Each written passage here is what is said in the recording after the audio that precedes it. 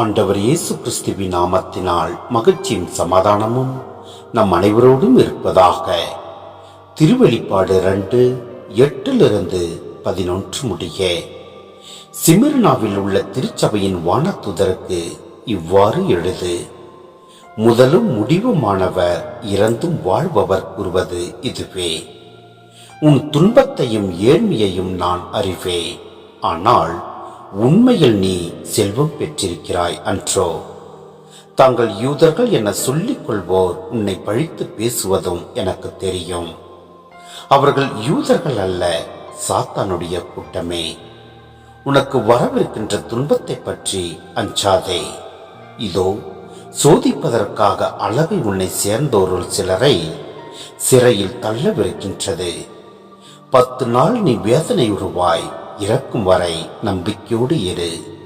அவ்வாறாயின் வாழ்வை உனக்கு முடியாக சூட்டுவே. கேட்க செவியுடையோர் திருச்சபைகளுக்கு தூய ஆவியார் கூறுவதை கேட்கட்டும். வெற்றி பெறுவரை 2வது சாவு தீண்டவே தீண்டாது. சிந்தனை: நாம் மேற்கொள்ளும் துன்பமும் போராட்டமும் ஒரு குறிப்பிட்ட காலமே நீடிக்கும் என்பது உருவகமாக இங்கு உணர்த்தப்படுகிறது.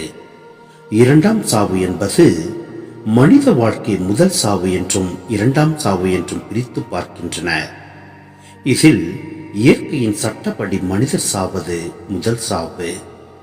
ஒருவர் பாவத்தில் இருந்து கடவுளிடமிருந்து முற்றிலுமாக பிரிக்கப்பட்டு மீட்புக்கு வழியே இல்லாத நித்திய தண்டனையை அனுபவிப்பது 2ஆம் சாவு.